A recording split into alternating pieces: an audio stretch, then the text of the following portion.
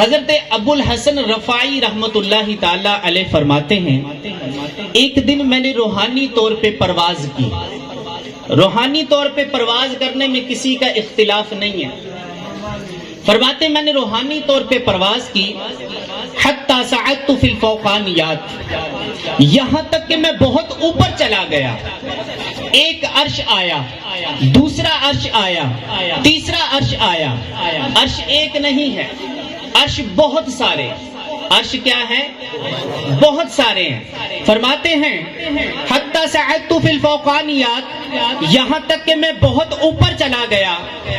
ایک عرش آیا، دوسرا عرش آیا، تیسرا عرش آیا، چوتھا عرش آیا، پانچواں عرش آیا، حتیٰ کہ میں 7 لاکھ عرش عبور کر گیا۔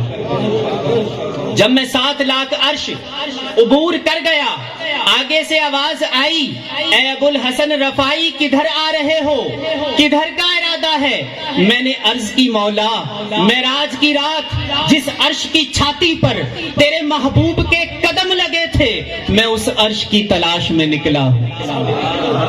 اعلیٰ حضرت فرماتے ہیں وہ سرور کشور رسالت جو عرش پر جلوہ گر ہوئے تھے، نئے نرالے طرب کے ساما عرب کے مہمان کے لیے تھے۔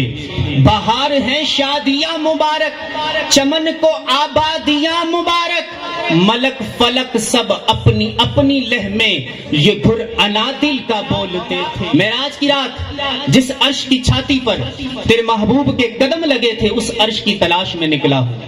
فرماتے ہیں جب میں نے یہ کہا، آگے سے آواز آئی، اے ابو الحسن رفاعی ارجع لا وصول لکا، اے ابو الحسن رفاعی واپس پلٹ جاؤ، تم کروڑوں سال بھی پرواز کرتے رہو، تب بھی جس عرش کی چھاتی پر میرے محبوب کے قدم لگے ہیں، تم کیا تمہارا خیال بھی نہیں وہاں تک پہنچ سکتا۔ جس نبی کے قدم اتنے اونچے ہیں، جس نبی کے قدم اتنے اونچے ہیں، اس نبی کا سر کتنا اونچا ہوگا۔ اے لوگوں کا دماغ خراب ہو گیا ہے، جن سے آقا کریم صلی اللہ تعالی علیہ وسلم کی شان عظم نہیں ہوتی۔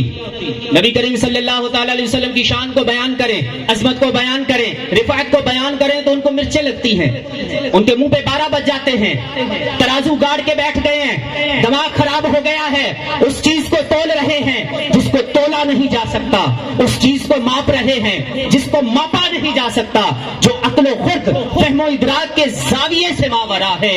کوئی حد ہے ان کے عروج کی؟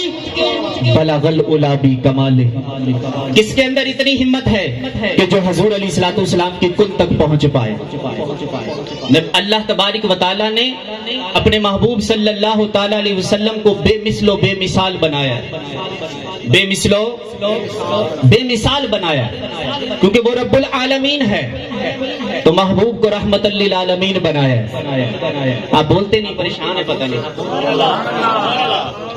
اللہ رب العزت وہ رب العالمین ہے تو محبوب کو رحمت للعالمین بنایا ہے، وہ رب الناس ہے تو محبوب کو کافت الناس بنایا ہے، وہ رحیم ہے تو محبوب کو بھی رحیم بنایا ہے، وہ کریم ہے تو محبوب کو بھی کریم بنایا ہے، وہ عظیم ہے تو یہ بھی عظیم ہے، وہ لا شریک ہے تو یہ بھی لا شریک ہے، وہ لاجواب ہے تو یہ بھی لاجواب ہے، وہ لا زوال ہے تو یہ بھی لا زوال ہے، مثیل اس کی نہیں، عدیل اس کا نہیں، کفیل اس کا نہیں، وکیل اس کا نہیں، ماپا وہ بھی نہیں جاتا، تولا یہ بھی نہیں جاتا، سوچا وہ بھی نہیں جاتا، سمجھا یہ بھی نہیں جاتا، ہے وہ بھی بے مثال، ہے یہ بھی بے مثال، ہے وہ بھی باکمال، ہے یہ بھی باکمال، لیکن فرق یہ ہے وہ رب العالمین ہے، وہ بنانے میں بے مثال ہے، یہ رحمت للعالمین ہے، یہ بننے میں بے مثال ہے۔